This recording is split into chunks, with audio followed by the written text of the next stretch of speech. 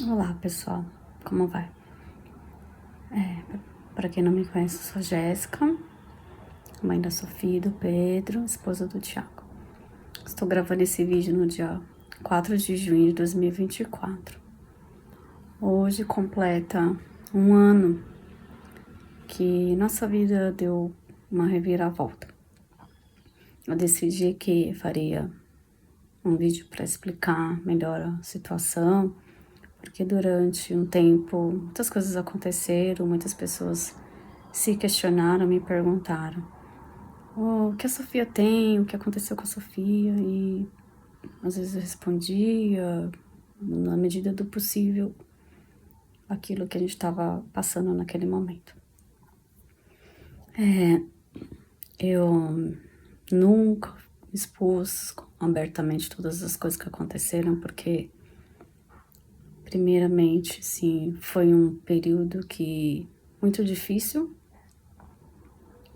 Eu estava completamente devastada emocionalmente e não tinha condições de ficar falando, escrevendo, respondendo. E também porque a situação dela ainda não estava completamente definida. Bom, no dia 4 de junho de 2023, nós fomos no hospital porque ela vinha se queixando há uns 3 dias de dor de cabeça. Não era intensa. Quando ela falava, mamãe, minha cabeça tá doendo. E eu falava, tá muito forte. Ela falava, não, médio. Isso ela falava às vezes de manhã e às vezes na hora de dormir. E passava o dia bem, brincava, ia pra escola. Mas aquilo começou a me preocupar pelo fato dela não ter outros sintomas, né? A gente, como acho que a mãe sempre começa a pensar um monte de coisa, né? E isso foi numa quinta, sexta, no sábado, e eu já tava me programando para levá-la ao pronto-socorro. Quando foi no domingo de manhã, ela acordou e falou que estava com dor de cabeça e vomitou.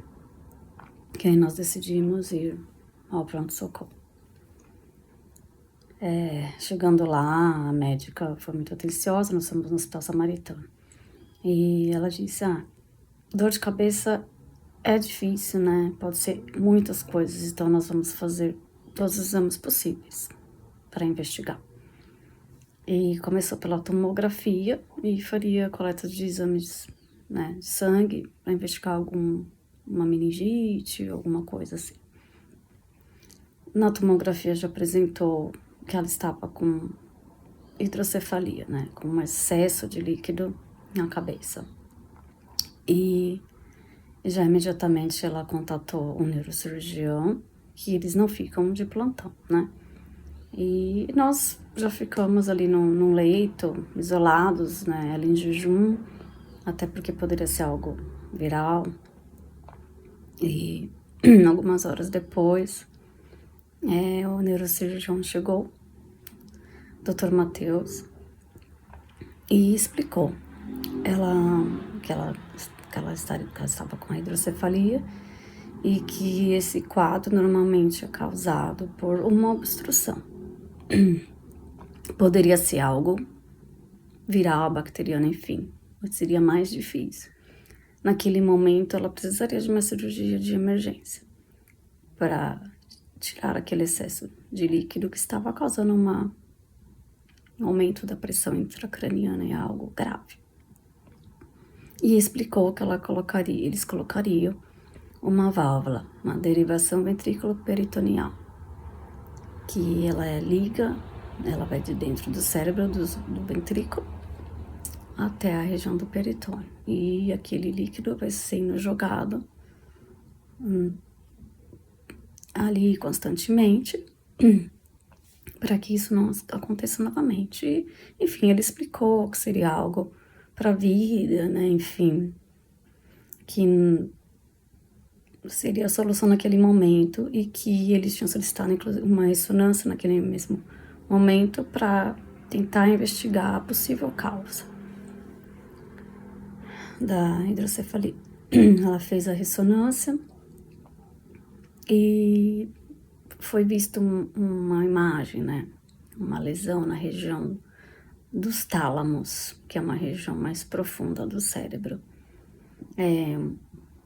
E eles já falaram, a gente vai fazer isso hoje à noite, né? A gente chegou no hospital de manhã e essa conversa foi na parte da tarde e essa cirurgia será feita hoje à noite. A gente precisa de toda uma equipe para fazer isso, que não é uma cirurgia simples. E horas depois chegou a doutora Neuci, que é chefe de equipe, que faz parte o Dr. Matheus, o Dr. Pedro, o Dr. Milton. E é uma pessoa maravilhosa, iluminada, que não só uma excelente médica, uma excelente humana, ser humano, que vem com palavras, com carinho, enfim, quem a conhece sabe. E explicou, ela tenta o máximo possível passar uma tranquilidade. Eu, naquele dia, naquelas horas, eu não sei como eu pude me manter de pé. Eu não tinha forças para estar ali de pé, ouvindo tudo aquilo. E aquela imagem que apareceu na ressonância, eles falaram, ela me disse, isso parece ser um glioma de baixo grau. Naquele dia, na minha ignorância, eu não sabia o que era válvula, DVP, eu não sabia o que era um glioma de baixo grau. Enfim, a gente aprendeu, né?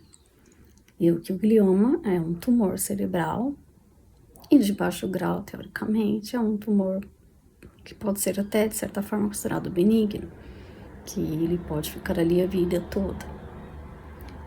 Porém, devido à localização que ele estava ali na Sofia, ele não é um tumor que pode ser retirado, que pode ter uma ressecção, por ser uma área profunda que causaria sequelas. Então, ele seria um tumor que deveria ser acompanhado e possivelmente tratado através de medicamentos. Mas isso tudo foi a avaliação clínica dela através da imagem de uma profissional de muita experiência. E ela disse, claro, que isso seria confirmado através de biópsia. Então, hoje nós iremos fazer tudo o que é possível numa cirurgia só. Nós iremos fazer a biópsia e colocar a válvula. E ela me disse, é uma cirurgia média, de médio risco. Você chega no hospital com a sua filha com dor de cabeça e você fica sabendo que sua filha tem um tumor e ela vai passar por uma cirurgia no cérebro e que ela tá correndo riscos ali desde o momento que ela entrou e com a cirurgia de não sobreviver, de ter sequelas, de muitas coisas. E você só pensa assim, como nós somos... A gente não tem poder nenhum para resolver situações, nem às vezes para se manter de pé diante de situações como essa. E a Sofia passou o dia quietinha, assistindo, porque ela estava muito fraca, aquilo tudo estava abalando ela, assim, fisicamente, né? Ela talvez não estivesse entendendo o que estava acontecendo, não estava prestando atenção. Mas ela estava ali quieta e eu devastada. Sim, parecia que eu tinha aberto um buraco e eu tinha caído nele profundamente. E sem saber o que seria daqui pra frente. Ela fez a cirurgia, foi colocada a válvula, graças a Deus e as mãos dos médicos. Correu tudo bem. Com a presença do patologista, de equipamentos excelentes, correu tudo bem. Nós ficamos alguns dias no hospital. Ela saiu com a válvula na cabeça e fomos embora. Uns 4 dias depois, e aí daí a gente iria aguardar o resultado da biópsia e tentar conviver com essa situação, com tudo isso que estava acontecendo e E eu fui, obviamente, me informar, pesquisar, vasculhar a internet, matérias, enfim, estudos, histórias sobre o assunto. No entanto, nós voltamos numa quinta para casa, quando foi na segunda-feira, ela estava ótima, mas aí começou a escorrer líquido da cabeça dela, pingava assim, escorria, o cabelo dela estava encharcado, escorria, meu Deus, o que é isso? Tá vazando líquido. Ela tinha um corte aqui em cima, lado direito e um atrás da orelha, e vazava.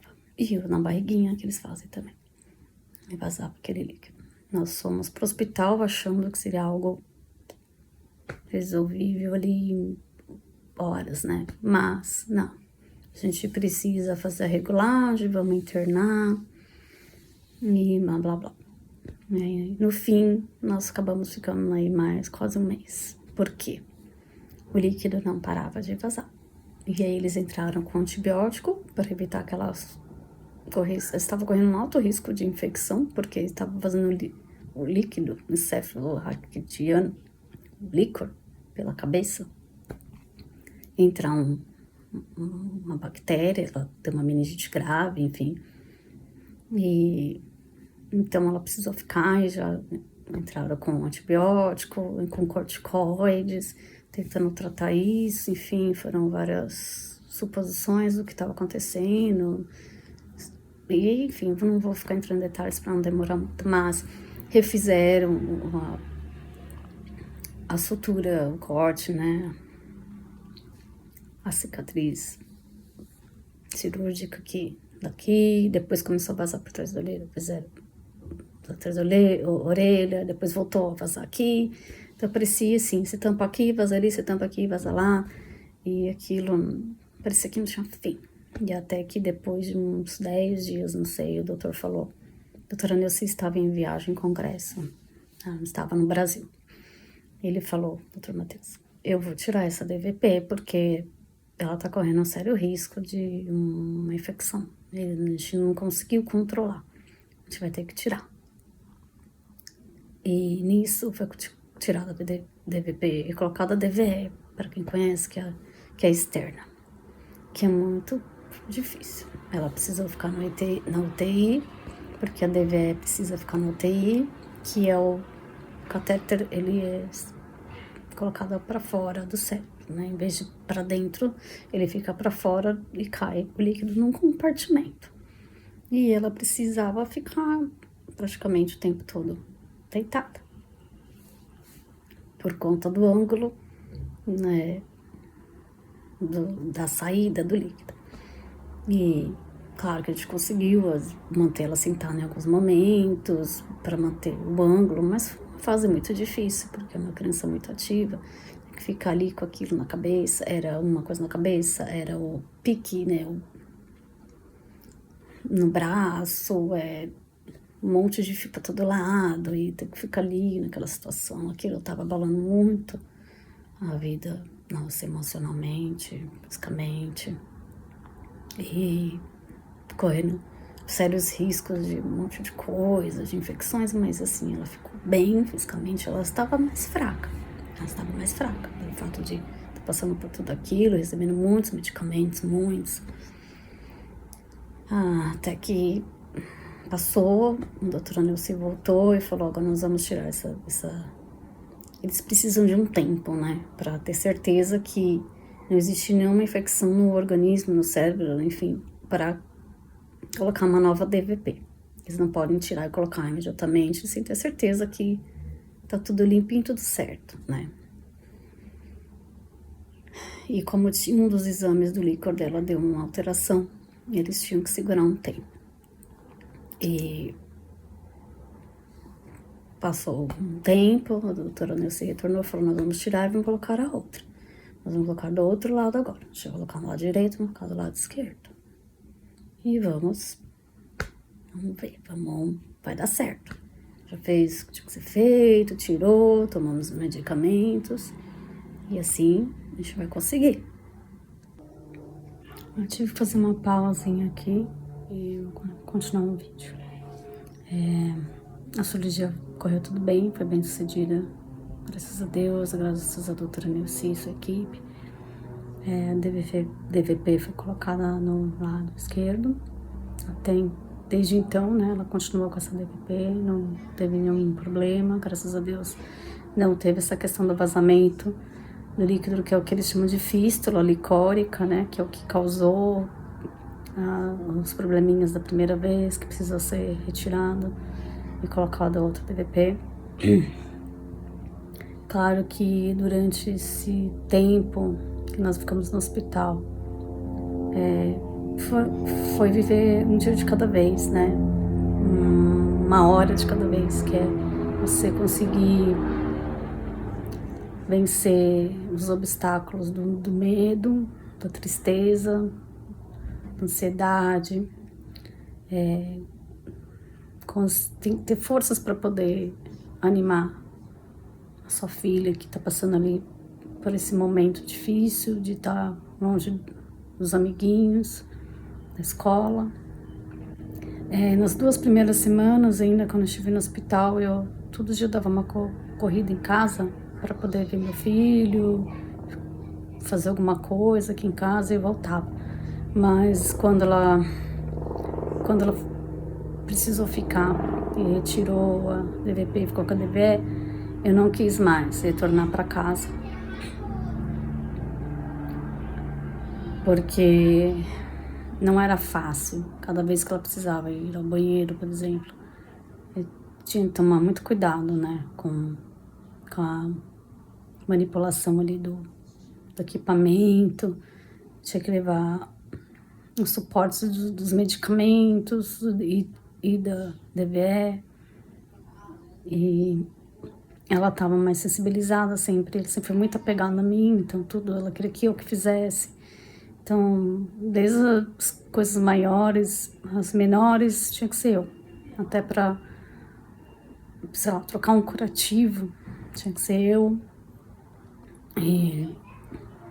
Então, eu fiquei ali o tempo todo com ela. A parte de alimentação também não foi fácil, porque ela já é uma criança muito seletiva. Então, mas o hospital fez de tudo para poder auxiliar nisso, né? Oferecendo coisas que ela gostasse. Claro que eu tenho meu profundo agradecimento a todos os profissionais, médicos, enfermeiros, as técnicas de enfermagem, fisioterapeutas, a equipe de limpeza, da alimentação, da nutrição e nossos familiares e amigos. Minha mãe e meu pai estiveram todos os dias lá, todos os dias eles iam, de manhã e meu pai ia de tarde. E o Pedro, meu filho, que compreendeu essa fase, que eu precisei estar distante dele por uns 15 dias, mais ou menos, não sei. Sempre falando com ele, lógico, mas ele já tinha 15 anos, já entendia. Também foi difícil para ele, essa fase. E minha mãe auxiliou também na questão da alimentação, dela levar as coisas lá por Pedro e pro Thiago, né? Ela levava as comidas, como a UTI e o quarto são excelentes, tem um espaço bom, tem frigobar, a gente conseguiu armazenar as coisas, enfim. Eu continuei trabalhando remotamente, fiz meu trabalho remoto, não foi fácil, mas mantive a minha rotina, nós mantivemos nossa rotina normalmente, né? Bom, enfim, após essa cirurgia da segunda DVP, no dia seguinte a Sofia começou a apresentar uma reação alérgica cutânea, começou a aparecer edemas, né, urticárias grandes na sua pele, e foi piorando naquela semana, e como ela vinha recebendo antibióticos e corticoides por um tempo longo, entre aspas, né? E tinha recebido diversos medicamentos naquele final de semana devido à cirurgia, né? Analgésicos, anti-inflamatórios. Não se soube a certo o que causou aquilo. Então foram dias complicados, porque foi poder controlar essa alergia e a coceira que ela sentia, ela ficou com o corpo todo vermelho, o rosto, tudo. Mas, quando foi na sexta-feira seguinte, a cirurgia foi no domingo, na sexta-feira a gente teve alta, né? E fomos pra casa, né? Depois de um bom tempo ali. Ela não estava emocionalmente equilibrada, assim, nem eu também, assim, porque em casa tinha alguns picos de choro, de comportamentos que não eram muito compatíveis com ela, né? A gente até pensou que poderia ser relativo à questão neurológica, por tudo que ela tinha passado, mas eles acreditavam que não, seria mais a questão do trauma em si, de tudo, né? Mas uns dias depois ela voltou para a escola e ela foi voltando ao normal, assim, né? Ficou bem. Nesse tempo saiu o resultado da biópsia e que deu como... não deu um resultado claro, né? A doutora Nilce havia dito glioma de baixo grau e o resultado deu favorece ser neoplasia glial sem critérios de alto grau. Resumidamente, seria mais ou menos o que ela disse, um glioma de alto grau. Porém, não veio claro e não veio falando a família, o subtipo, né, do glioma, que poderia ser um astrocitoma, enfim, não veio especificado. Quando foi umas 2 semanas depois que a Sofia teve alta, ela teve um episódio muito difícil que foi aparentemente uma convulsão focal. Que eu não vou falar em detalhes, porque foi um dia muito difícil que aconteceu com ela. Nós entramos em desesperos, nós fomos para o hospital, ela foi perdendo a consciência, os movimentos, e a gente não sabia o que estava acontecendo, e aí foi feita a tomografia, foi atendida em critério de emergência, e foi diagnosticado que ela estava tendo uma hiperdrenagem. Então, ao contrário do que aconteceu no início, que ela teve uma hidrocefalia, um excesso de líquido na cabeça, o líquido dela praticamente secou. Então, nesse processo todo com a DVP, com a DVE, com a DVP, drenou demais o líquido dela e os ventrículos cerebrais dela estavam colapsados. Por isso que ela entrou nesse estado, né? Ficou nesse estado. Ela precisou ficar em observação, precisou receber medicamento, né? Ficar em observação na UTI, nós ficamos uns 2, 3 dias, tudo. Ela ficou bem, ela retornou bem. Mas aquilo foi uma fase difícil, porque a gente ficava sempre com medo de acontecer de novo, porque a válvula dela é regulável, é programável, e ela estava com uma pressão mediana, né? E precisou subindo aos poucos, mas os médicos falaram, nós não vamos subir bruscamente, a gente vai subir a cada 1, 2 semanas um pouco, um pontinho, um pouquinho. Então, nesse processo, qualquer movimento, assim, até de pular, de correr, de movimento da cabeça, fazia com que o líquido descesse mais. E é uma criança ativa, que gostava de correr, de pular. Claro que nos primeiros dias pós-cirúrgicos ela sentia dor, né, na barriguinha, principalmente que ela teve 2 incisões na barriga, então ela tinha muita dor na barriguinha ainda, o catéter que passa por ali, né, que vai até o abdômen. A cabeça ela nunca se queixou muito, por incrível que pareça, ela teve diversos cortes na cabeça, que foram 2 da primeira, mais o terceiro da segunda, e ela precisou ir algumas vezes para o centro cirúrgico por conta das cirurgias, das fístulas, e também para colocação de pique, coleta de líquor, enfim. Bom, passando esse dia aí, essa outra internação por conta dessa hiperdrenagem, nós voltamos para casa. Ela passou uns dias meio estranha, ela sentia um peso na cabeça, dor, sonolência, ela andava meio esquisita, não foi muito fácil. Mas isso foi passando aos poucos, e uma coisa que eu não comentei, quando ela teve alta em julho, a colocação da segunda DVP, os médicos falaram o seguinte: olha, ela tá com uma coleção, é um hematoma subdural, né, do lado direito. Por quê? Como ela teve um processo grande de hidrocefalia que foi sendo diminuído de forma certamente brusca, assim, foi diminuindo, ele causou um sangramento ali. E, na verdade, na parte, não é internamente no cérebro, é entre o cérebro e o crânio, né? É entre o cérebro e a dura mater, né? Então, é um hematoma subdural. Eles falaram, pode ser que isso assumindo naturalmente. A gente, à medida que vai subindo a pressão da válvula, que foi empurrando, o líquido for normalizando, isso vai normalizando, vai sumindo, vai diminuindo. Porém, como ela estava tendo quando teve esses casos de hiperdrenagem, estava acontecendo o inverso. Em vez do líquido ir, esse sangramento ir diminuindo, ele foi aumentando. Porque ela drenava muito o líquido e sangrava naquele local. E aí, quando foi meados de 20 de agosto, mais ou menos, a gente acabou voltando novamente para o hospital, novamente com a mesma crise que ela teve em julho, de convulsão focal. Ela, assim, ela vai perdendo realmente consciência, não consegue falar direito, fala enrolado. E um lado do corpo vai paralisando, vai perdendo a força.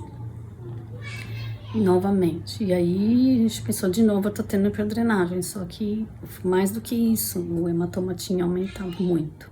Em vez de diminuir, ele tinha dobrado. Estava enorme. Era uma espessura de mais ou menos 2,5 centímetros de sangue, toda a lateral direito da cabeça dela. E aí, mais uma vez, a equipe foi acionada, a doutora Neuci, um critério de emergência, e já teve que rapidamente levar para o centro cirúrgico para tratar esse hematoma. Mais uma cirurgia. Já devia ser a 6ª vez que ela estava indo para lá. Mais um corte, mais uma raspagem de cabelo local, mais sofrimento para todos nós. Aí ela ficou mais ou menos quase uma semana internada, porque ela precisou ficar com dreno da cabeça para fora, mais ou menos parecido com a DVE que ela tinha, puxando aquele sangue que ficou ali, que não foi totalmente retirado por conta da coagulação e da extensão. Enfim, após isso, resumidamente, o hematoma ele foi diminuindo, ele foi absorvido, precisou dessa cirurgia e ela também não teve nenhuma complicação, ela ficou muito bem. Sempre, graças a Deus, Deus esteve presente para que ela não tivesse nenhuma sequela física, neurológica diante de tantas situações que ela passou. E, obviamente, eu estava muito mal, muito abalada com tudo. E precisei procurar ajuda psiquiátrica. Hoje eu faço acompanhamento com a doutora Lívia. Ela tem sido meu suporte e também parte de medicamento, enfim, para que eu conseguisse suportar essas situações, porque de medo, de ansiedade, de desespero, de fraqueza, apesar de que, como a própria palavra de Deus diz, quando você é fraco, que você é forte, e que nesse momento, apesar da fraqueza imensa que eu senti, eu estava ali, né, com apoio de muitas pessoas, com certeza. Bom, passado isso, a gente sabia que ia ter que simplesmente dar continuidade no acompanhamento da Sofia. E aí eu decidi que não gostaria mais de interná-la naquele momento no Hospital Samaritano. Nada contra o hospital, um excelente hospital, tanto que, se precisa, eu vou lá. Esses dias nós fomos lá, inclusive. Mas por quê? porque o tempo que ela ficou internada, ele não é um hospital que tem um foco para criança. Então, eu comecei a pesquisar e realmente decidi procurar, se no caso de uma internação, o Sabará. Porque o Sabará, ele tem uma brinquedoteca, ele tem recreadoras, ele tem um espaço externo, onde a criança pode ir brincar, tomar um sol. Fez muita falta pra gente isso no tempo que a gente ficou lá. Sentia falta da luz do sol, sabe? De ver outras pessoas, de conversar. Lá eles têm voluntários, que tem um grupo Saracura que passa todos os dias cantando, são maravilhosos. Tem os brinquedos que eles emprestam.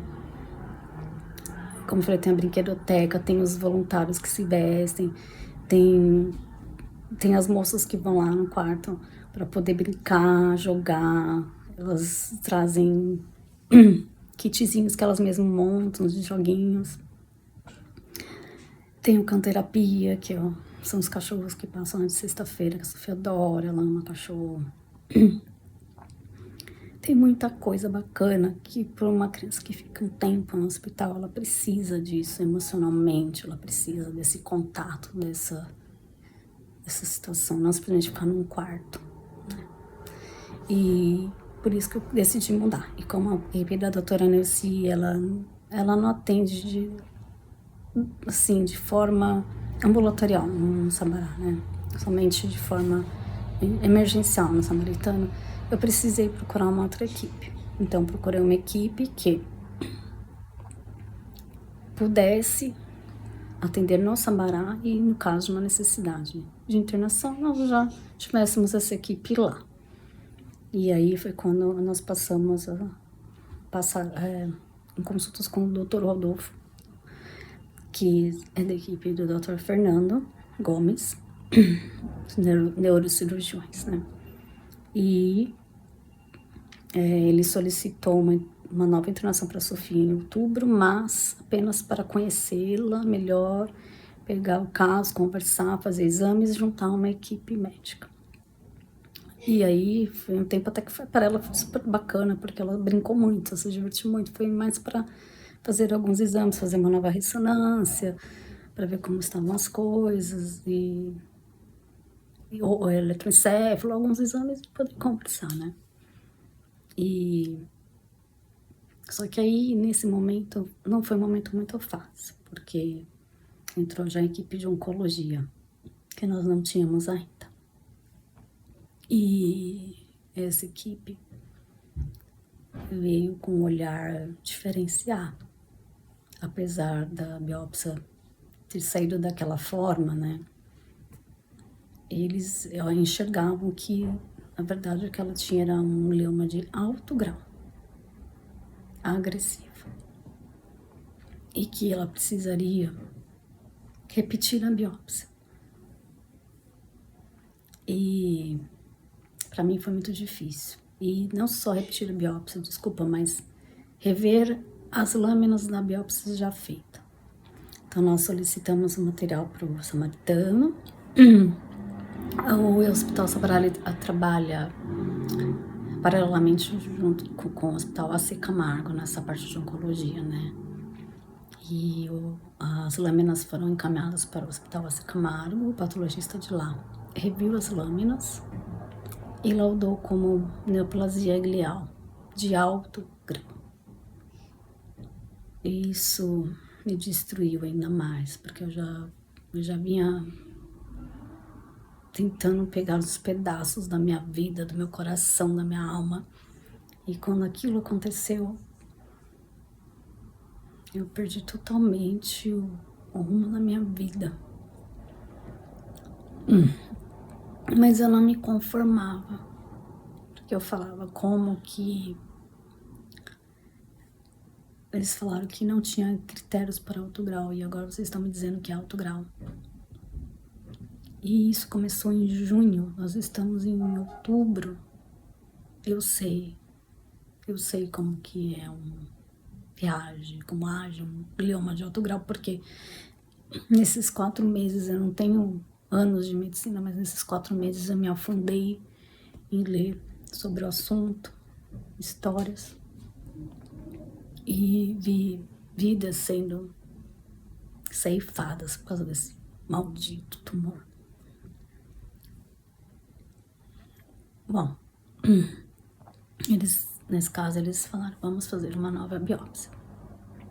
Porque mesmo com esse diagnóstico de alto grau, ele ainda está incompleto. O material não foi suficiente para revisão de lâmina total. E mais uma vez, nós tivemos que colocar ela numa cirurgia. Em novembro, nas mãos do Dr. Rodolfo, Dr. Fernando Gomes, Dr. Rafael. Uma biópsia estereotáxica, um sabará.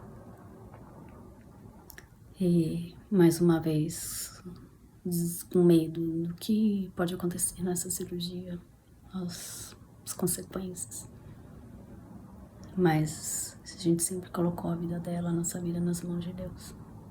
Se aquilo tudo estava acontecendo, a gente estava diante daqueles médicos, daqueles hospitais, é porque Ele ia permitir que nenhum mal acontecesse a ela. Quem por trás da equipe oncológica ali estava a doutora Mariane e o Dr. Carlos Eduardo, conhecido como Dr. Cadu. Muito queridos os dois. E a cirurgia correu tudo bem, mais uma vez, graças a Deus. Ela acordou excelente, como se nada tivesse acontecido. Sempre foi assim.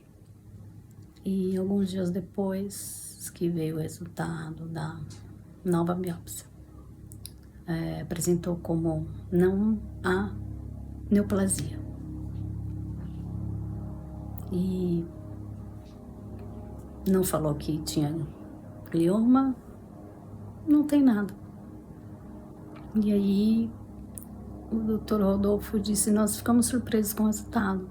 Provavelmente nós não atingimos o alvo de forma certeira, apesar de a biópsia estereotáxica ser muito precisa. E apesar de que no dia o patologista presente identificou que havia ali células tumorais no congelamento. E já o doutor Ocanu, depois ele falou, eu já não tenho mais certeza do que ela tem. Pode ter pego apenas a parte externa da lesão.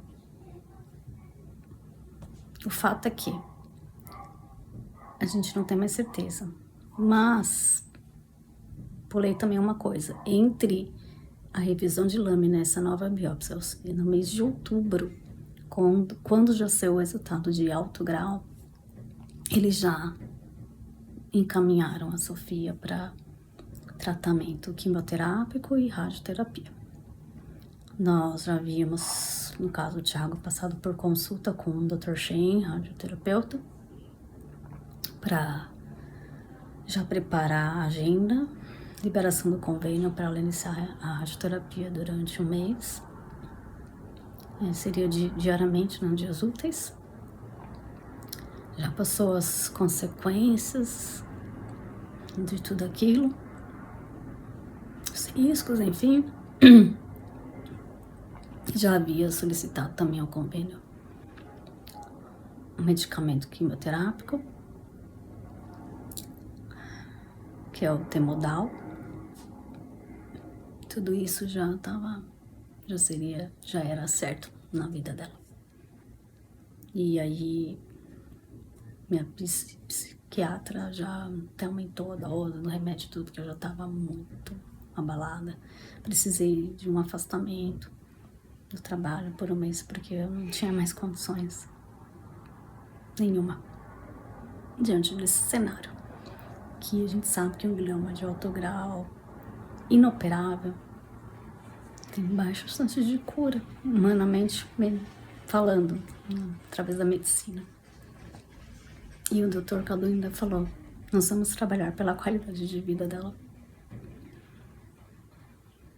E eu pensei, até quando eu vou ter minha filha aqui comigo? Não é possível isso. E ela sempre cheia de energia, saúde, correndo, pulando, cantando, dançando, brincando, virando camelota. E eu destruída por dentro. Cada vez que eu via ela daquele jeito, eu agradecia a Deus e ao mesmo tempo falava, até quando? Bom, com a essa biópsia de novembro, eles já haviam feito o tumor board, que é quando ele reúne equipe médica, neurocirurgião, neurologista, oncologista, patologista, radiologista, radioterapeuta, enfim, todos opinam, né? O que fazer, eles já tinham decidido pelos tratamentos, e depois dessa biópsia, mas meio que inconclusiva, eles rediscutiram o caso da Sofia e decidiram que ela não deveria passar por nenhum tratamento, porque gerou-se a dúvida e que a lesão não mudava, ela permanecia estável e que, acima de tudo, ela estava excelente, clinicamente excelente. Nunca teve nenhum sintoma além da dor de cabeça lá em julho. Nunca teve um sintoma neurológico, físico, a não ser aqueles 2 episódios relativos, específicos, pontuais e a dor de cabeça. Depois disso, ela já passou por algumas ressonâncias e continua estável. Nós continuamos em tratamento, em acompanhamento, através de ressonância, com neurologista, neurocirurgião, oncologista, tudo isso, para que tudo permaneça assim. Durante esse tempo eu nunca gostei de expor, porque eu não tinha condições, porque a gente teve essas oscilações, essa montanha-russa de sentimentos, de diagnósticos e de opiniões. Inclusive, nós pedimos uma segunda opinião para a doutora Nasla, que é uma neuro-oncologista pediátrica muito conhecida, muito competente, que trabalha no GRAAC. Nós passamos com ela também, levamos todos os exames da Sofia, e a primeira coisa que ela falou, ela olhou para ela e falou: não é alto grau, não tem como ser alto grau, ela está excelente. Se isso começou há tantos meses, não tem como ser, ela não estaria assim. E olhando tudo, e ela falou: nada aqui para mim condiz com alto grau. É simplesmente um glioma talâmico. Sugiro somente acompanhar, mais nada. Claro que o que eles sempre falaram, havendo alguma mudança da lesão, havendo alguma mudança de comportamento, de sintomas, seria rediscutido a necessidade de um tratamento, né? Mas nesse 1 ano é isso. Porém, foram todas essas coisas que nós passamos. E nós estamos aqui, eu estou aqui para testemunhar tudo isso, contar para vocês e agradecer a Deus, porque é Ele que sustentou nossa vida nesses meses, esse 1 ano, nos deu forças e permitiu que ela estivesse perfeita, saudável como ela é. E o dia inteiro falando, o dia inteiro brincando, cantando, pulando, dançando. Ela ficou impedida de fazer atividades esportivas porque eles tinham medo, por conta da válvula, por causa de convulsões, enfim. Mas enfim, depois ela retornou, ela faz natação, ela faz ginástica artística, ela faz ginástica rítmica, ela corre, ela brinca. Ela é cheia de energia e saúde, a gente não dá conta de tanta energia. E uma coisa que o oncologista disse uma vez, quando ele viu o resultado da biópsia, ele falou assim para mim: eu não descarto um milagre. Não. Pode ter sido um milagre.